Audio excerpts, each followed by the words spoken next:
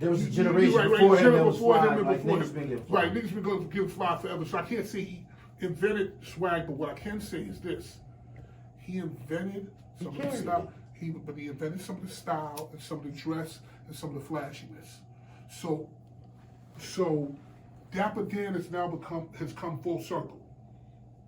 But that energy of taking designer shit and making what you want out of it, he was one of the leaders and in the forefront of that. So from a style angle, he is one of the forefathers of all that. And you can say whatever you want to say about him, but that's his legacy to me. His legacy ain't even the drug shit. His legacy has nothing to really even do with the drugs. That's like extra shit. His personality, the way he carried himself, the legendary shit he did, clothing and fashion. That's what Poe brings to the game to me. That can't be, nobody can really dispute. Nobody can dispute that. You can say whatever you want. You're not disputing that. Right. Well, your earliest, can you recall your earliest recollection of seeing him in the streets? Yes. You remember the first time? I don't remember. I remember the first time would probably be on First Avenue in Harlem. I remember being on First Avenue, and I remember a red Alfa Romeo Milano, and Poe leaned all the way back in the seat, almost like his head was in the other window, but he had a bucket on, and his arm like this, and just, even though I was in music, I was like, God damn, I want to be like that. I didn't want to be like that from selling a key of cocaine. I was like, yo man, I hope my record get hot so I could be like that. I think that every rapper wanted to be Puff Daddy, and every executive wanted to be Puff Daddy, I think any dude in New York with swag wanted to be Poe. In that era, and seeing him operate and move. And then I think one time he was on, like, in front of Drew Hamilton Projects. I remember we went in front of Drew Hamilton Projects, and that's on 8th Avenue, like what we call 43rd, like 143rd. Yeah. And Poe was coming down 8th Avenue on the bike, because you know he used to ride the bikes and shit. Right. He fell, and niggas was laughing. The nigga got up, left the bike in the street, and came back with some shit, and just like he was like, oh, y'all niggas wanna laugh at me? I'm gonna come out here with this shit. He came out there with some black shit. It was just, I mean, that was balling before we even knew what balling was. That's my earliest memory of Poe, man. I wanted to ask you about some of the things that's going on in media as far as hip hop wise. Are you keeping up with 50 Cent's progress? With who? 50 Cent. In what respect? Cinema. His programs. Power, 100%. BMF series. Yes. What you think about it? Okay, so for the record, I don't really watch TV that much. I'm trying to get my shit together and get on my feet. But I did watch a couple of episodes of BMF. I think 50 has got to the point that his productions are well done, well oiled, extremely well presented, from the film and everything, storytelling. I mean, I don't think anybody tells a better story than 50. I mean, there's this new this new show called the Bel Air, where it's like what Fresh Prince would have really been like. Yeah. That looks really good. To me, that's consistent with Power. I haven't got a chance to watch. I got into a little bit of the one with Mary J. Blige, but I haven't got back and looked at it. And then I looked at a couple of episodes of BMF. Everything I see, I like. I think he's everything he does is quality. I watched Bel Air. In the first episode, it was gunplay. I didn't get it, but I think they were still in Philly. They were in Philly. Yeah. So, now this is a story all about what no good. They sent me to my neighborhood. Right. That's the whole story of what happened. He was playing ball, and his man's had a hammer, and he backed the dude down because he was fucking his man up. We pulled out the hammer, he backed him down, and the police caught him. They said, "You got to get out of here." And his mom said, "You got to get up. You got to get up out of here, man." Right. But as a general rule, I don't watch much television because I'm trying to do things. So my time is not, it's valuable, and I try to do different shit. Before I watch a television show, I'll take a course. Like I'm taking a course on investing. Okay. I'm taking a course on trucking. Truck dispatching and shit like that. That's the shit I watch. Now I watch you, and I watch another dude named Saint Laz. Oh yeah, I like Laz too. Laz is my guy. He's amazing. He's an amazing storyteller. The two of y'all are what I watch. I watch y'all guys for when I want the streets and all that shit like that. Right. But the majority of stuff I'm watching has to do with learning shit. No. I'll take a certain amount of time per week, and I'll look at what you're doing. I'll catch you. I'll catch Laz, and then I'm watching trucking. I'm watching Earn Your Leisure. The Earn Your Leisure guys are I love them, man. They all my brothers. Like Ian, the Master Investor, is helping me learn how to invest, and my man Trucking Hustle. Trucking Hustle is a great trucking podcast. He put me on to how to do all of this kind of shit. For me, if I'm not learning something, then I don't feel right watching television. Right. Because the reality is this: LeBron, Westbrook, DeMar DeRozan, all these dudes, they already got their bag. Tom Brady got their bag. How am I gonna sit and watch them do that and I don't have my bag? I understand. I felt like that for a good period of time. I'm kind of cruising now. Mm-hmm. I'm watching again, but during the period when LeBron was playing for the Heat with Dwayne Wade and all of that shit, I wasn't really in tune with basketball at the time. I was really grinding. You know why? Because you were fighting for your life. So for me, I'm in a season where I'm fighting for my life. I'm just coming off a divorce. I just paid my last alimony payment. And full transparency, and I paid a lot of alimony. Like, right. I paid a shit ton, like real shit that'll make people cry.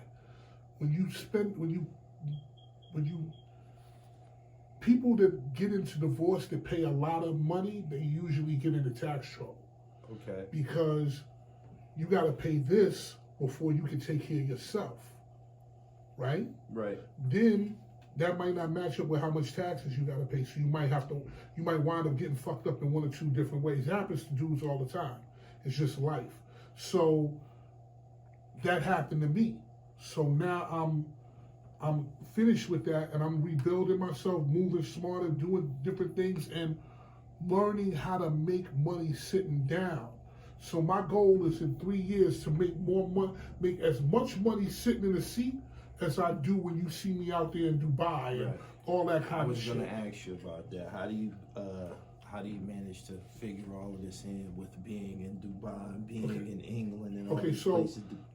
I'll tell you like this. International superstar. I'm going to tell you like this. Before the pandemic, I worked 47 to 49 weeks a year, going to at least 112 countries, no matter what.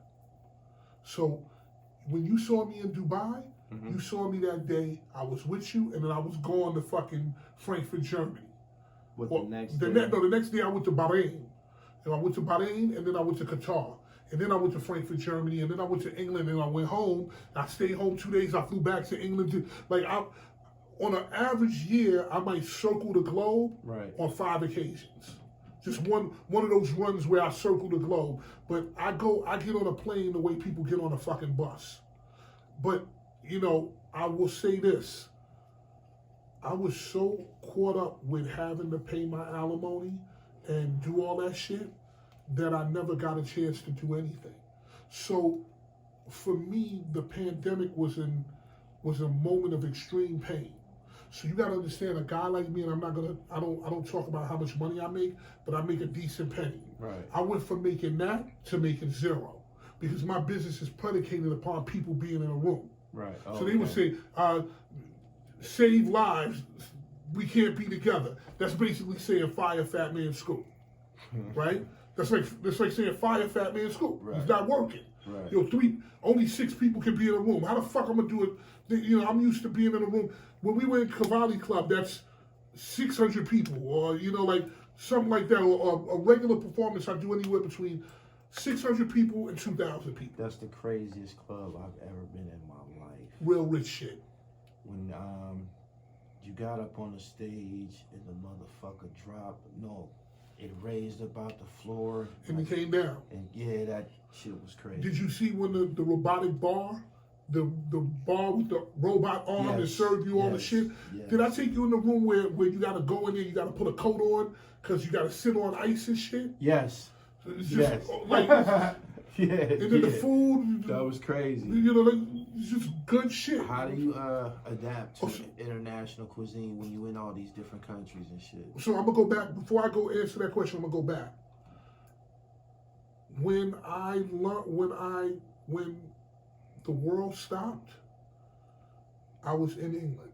It was me, Nelly, Eve, Salt and Pepper, Blue Cantrell, Shaggy, and somebody else. I forget somebody else.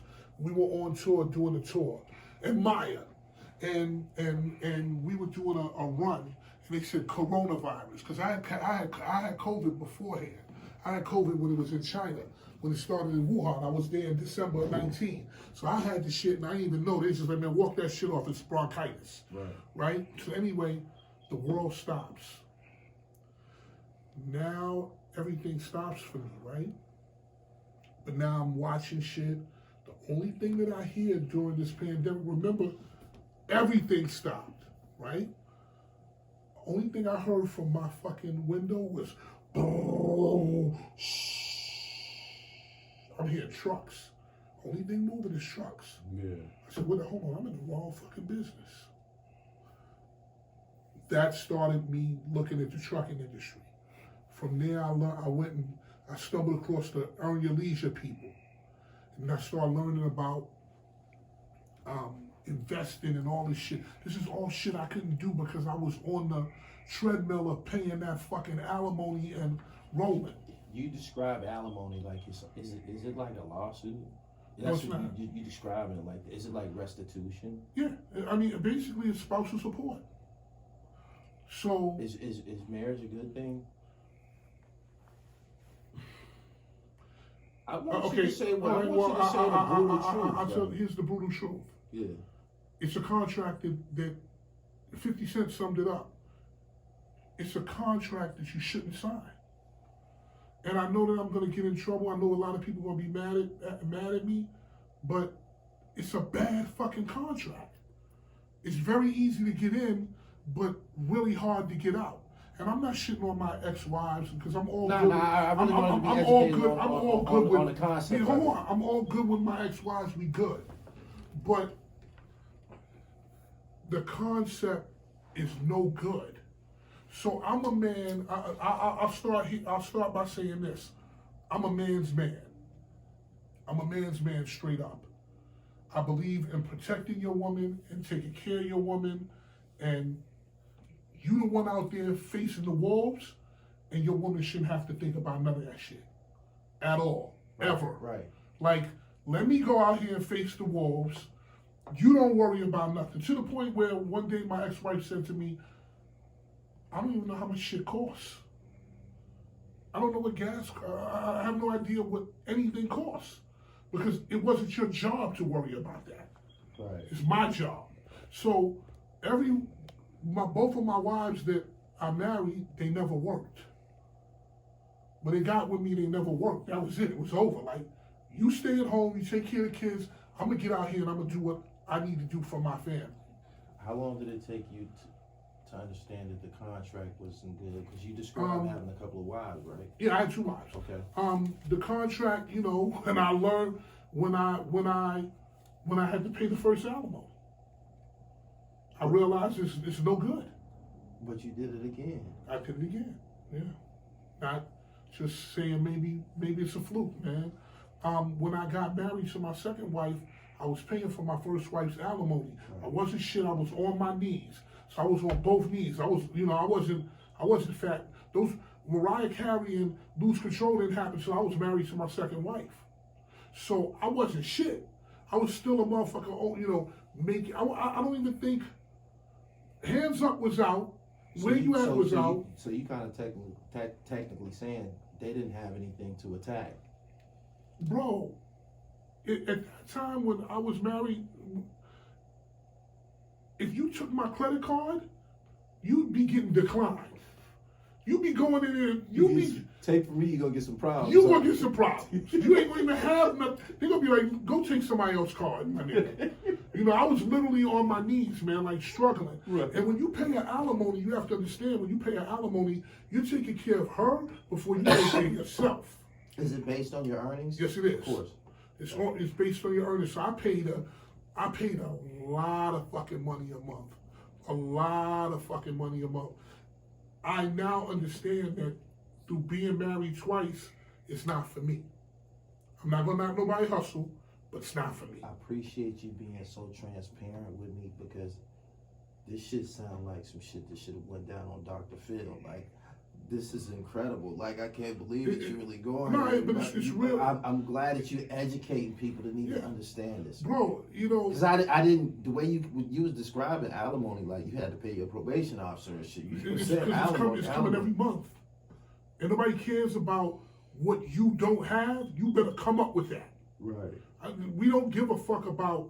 Not saying that they felt that way, but it's not their responsibility to know what happens you. If somebody can't meet the requirements of the alimony? Then you can go to court, and it's dependent on, can you prove that you can't meet it? Yeah. Because see, what you have to understand is the system is, when it comes to alimony and child support, it's geared towards the women. It's not geared towards men. I actually, for my first marriage, I had my kids. So I've had custody of my kids myself for my entire life. I've never paid a child support payment ever. Okay. Because I had my kids the entire time. But I paid both of those alimonies though. And my thing is that, and I know people may get upset, you can feel whatever you want to feel. I'm not paying no more. I'm not paying no more. At all. Because I done had it twice. At this point, where I am trying to go into a second phase of my life. I don't owe anybody. I'm gonna work hard. I'm gonna take my money and I'm gonna invest it and keep it pushing and go sit my ass down somewhere. No doubt. Because again, when you're paying that, a lot of money is outgoing, and I don't take anything from marriage, and I'm not hurt about it. Because I loved both of those women. Okay. And I can't go back and say I didn't love them. I loved those women. And I have to be honest with that. I'm not gonna say, yo, fuck that bitch. No, I love those women. Certain shit happened, and it is what it is. Right. And it didn't even have nothing to do with cheating. It had nothing to do with cheating. It was just other shit that was going on. Marriage it's a bad contract, man. It's no good. It's no good. But the thing is, people, you have to go through one to understand that. If you've never been through it, you can't understand it. You can, like somebody like you can sit and listen and say, maybe I'm gonna learn from somebody's mistakes. But some people can't learn from people's mistakes. They gotta find out on their own. But when you go through that one time, it will make you think about it. Definitely make you think about it. So how did you adjust during the pandemic? How did you continue to earn once you could? Okay, so and all of that? Here's the reality. And how did y'all get home? I didn't. Okay, so let's start here. How did I get home? Yeah, how did y'all get home? We out there. Because all the airports start closing. Right. So we out there, and they say, oh, coronavirus, and people get sick, right? Everybody's panicking, right? The only one who's not panicking is Maya. If y'all don't know Maya, go check her out. She's the one that did the song with Jay-Z, Best of Me. Best of Me remix. In the remix, Maya is vegan. So she's the most strict vegan that I know. It's like a couple of people, my man Alkaline Dre, her, T-Walk the Hawk in LA, and Maya, they like strict with that shit. Right. Everybody's scared to death. Maya walking around like fucking like, what's this? She ain't even caring. She know her immune system on steroids. Her shit is crazy.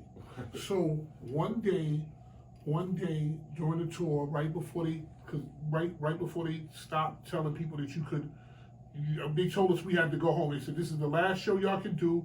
People cannot gather anymore. That's it. We had like 5 shows before they did that. One day, Maya saw me going to get cookies and brownies. Now, I'm very cool with Maya. Like, I love her. And we, she knew that I'm understand the Dr. Sabi shit and all that because we talked about that. Right. So she looked at me one day like, you know better, bro. And I put the fucking pastries and shit back. Right. And I went to the juicer. Yeah. And I just started getting Get good. some juice.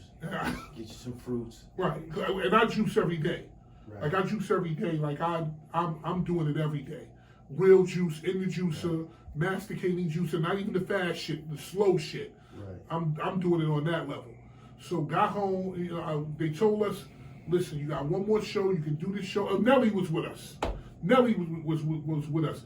Nelly was the one who told me how to make fucking hand sanitizer on my own. We were in there, he was like, yo man, this is what you're gonna do. We were talking about all the shit that was gonna happen. All the precautions. All the shit that was going, he was like, hand sanitizer, all that shit is gonna become big. Sure enough, it became big, right? So anyway, they tell us to go home. I think we might have been in Manchester. I had to get on a repatriation flight to go home to America. We all went home. What the fuck is a repatriation flight? Yeah. When all sound military. When people from another country get on a flight to take them back to their country. Okay. Repatriation flights, war in Ukraine. So they took y'all home. U.S. citizens, y'all gotta go the fuck home. Right. Make sure you get home. Right. When I got home, I'll never forget it. There was a fucking CDC line and another line. I was like, oh shit, this shit is crazy, man. It felt like I was in a bad dream. And like, they were sitting, that was at the beginning of the pandemic. They were asking all kinds of questions. You had a CDC line and you had a regular line. If you got the CDC line, you had to do this, and this. It was crazy. And then I came home and I went from making X amount to 0. That happened for a long time. But I made a bag here doing a remix. Then I made a little bag here doing a voiceover or whatever, but it's not paying the bills. But I'm saying to myself, it's okay. Because when you got that alimony, sometimes you're struggling, and you be like, yo man, I need time or whatever the fuck. Now, I don't have to worry because everybody's fucked up. Yeah. Everybody's fucked up. So there ain't no urgency. So ain't no urgency. I was like, well, fuck it, man. I'll just sit here. And I had just come home from that tour, and I had some bread. I said, let me chill out. I'm not spending shit. And that's how I was able to kind of make it through. Right. With some remixes and some shit, and boom, boom, boom. God always provides, no matter if you call him Allah, Yahweh, Jah, Jehovah, God, whatever. Higher power is always going to provide for you. And that's what happened to me. And I made it through. 2.5 years, I didn't work for 22 months. I'm used to making X, I was making here. Right. But I made it. Through God's will, I made it. Then I went on tour, I did my regular shit, and I made a shit ton of money. Like ass fucking money. But that money had to go to pay for all the shit that happened before. Right. You were able to put some emphasis on your social media presence. Yes, I was able to do Instagram Live and all that stuff, and that was a beautiful time. But for me, if y'all go watch those Instagram lives, they're hilarious. Because by nature, you know, I had a radio show called Ignorant Radio, and all the Instagram lives were what I was doing on Hot 97. Right. For me, it was very therapeutic because it was a way for me to forget about what the fuck was really going on outside. I didn't care about the fact that I was inside. I didn't give a fuck that we were in quarantine because I was on Celebrity Big Brother in England. So I went for 30 days. So you had already shot those episodes? Yeah, that was like 3 or 4 years before. Okay. So I was already in a situation, right? Yeah. Where I was in quarantine for 30 days. No phone, no internet, no newspaper, no nothing. That sounds like jail. All you can do, no phone, can't do nothing but talk to niggas. So for me, I was like, this shit ain't nothing but, you let me stay inside, but you giving me the internet and everything? I don't give a fuck. I could do this for 2 years, 3 years. I don't give a fuck. So it wasn't no big deal to me. But it gave me something to do. And I thought that I was going to get a TV show out of it. Never happened. But I saved a lot of lives. So people came to me and said, bro, I was thinking about killing myself. But every time I went to kill myself, you were on at 6 o'clock. And then I just started watching you. You made me laugh and you made me forget about shit. Right. And I thought that I was a failure because I didn't get a TV show. But was I really a failure if I saved people's lives? It was bigger than that. And, so, you know, I consider it a success. I knew it would be success for somebody.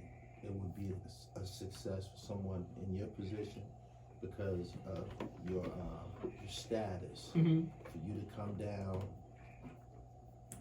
off of your, you know, from your pedestal, Right. being an entertainer, and start talking to regular people and shit on Instagram Live, you answering comments and Talking shit. And commenting on people.